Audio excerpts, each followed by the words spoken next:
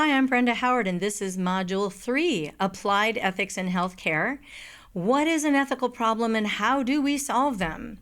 Today we have two articles that are taking a practical or a practice-focused look at reasoning through ethical problems that we might experience in practice.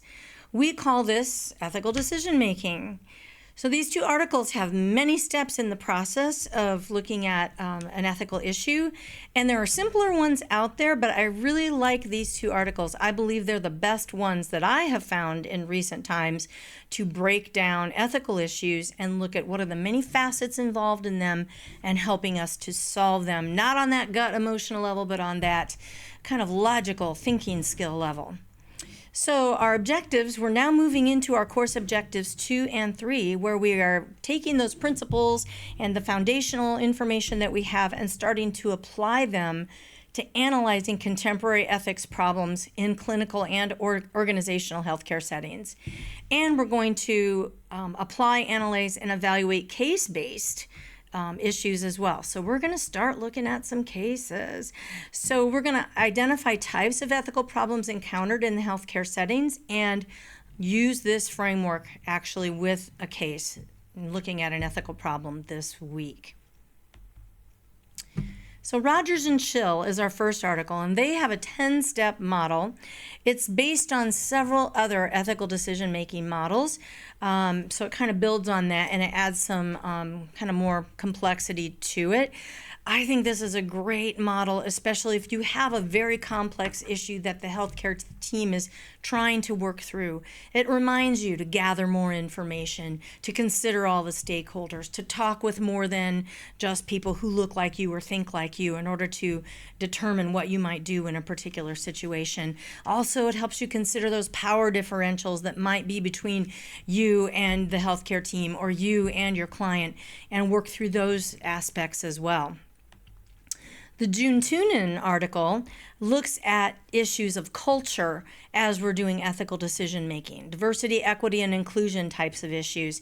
It helps us think about the entire process. And Tunin et al. Argue that this sort of thinking in considering culture and ethnicity and diversity should not happen at like only one step. It should be infused throughout the entire process of ethical decision making. So that involves a lot of work of building a network and a workplace culture of shared ownership of ethical issues across cultures throughout the healthcare setting. So we're going to be exploring workplace culture later in the course in Module 7. I'm also going to provide you a cheat sheet this week that is about moral agency, and it does have some simpler ethical decision-making frameworks on them. This is not to take the place of our readings, but it's something that you can kind of keep on hand to help you think about ethical issues as they arise. So just kind of a handy reference guide for use in practice.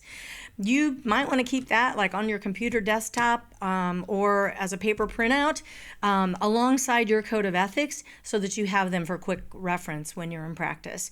I also recommend, if you're in a profession that has a state practice act, also have that state practice act on quick reference, because the legal implications of your actions need to be at a ready access to you as well. So what is the purpose of a model? We've talked about models and frameworks a lot. Now, if I say to you, I built a Lego model of a DNA molecule, you get a picture right away. You might be thinking of your middle school science class where you studied DNA and that double helix, but you look at an image like that and it automatically makes you think, of a particular thing. And maybe you have some like fond memories of your high school class, but maybe also you're thinking about all the scientific implications that have come about now that we understand DNA. Because once scientists mapped DNA, the uses of DNA just exploded. Everything from preemptive disease identification to solving crimes has come about by understanding DNA. A good framework lets us think about things in more than one way. It's useful to help us organize our ideas in a useful way so that we can begin to look at them from a variety of angles. That's what these decision-making frameworks do for us.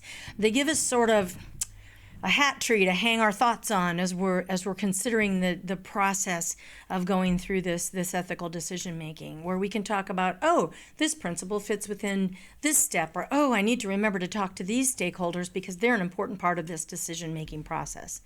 That's how a framework can help us with ethical decision making. So in this module, we're going to be considering what's the difference between ethical issues and ethical dilemmas, which ethical decision-making framework works best for me in my setting, and maybe there'll be different ones at various points in times. For example, the decisions that you make in the moment might require a different way of viewing things than if you're looking at a very difficult situation that the whole team has to consider. And how should culture be influencing our ethical decision-making process and our use of frameworks and our engagement with the team? Talk soon.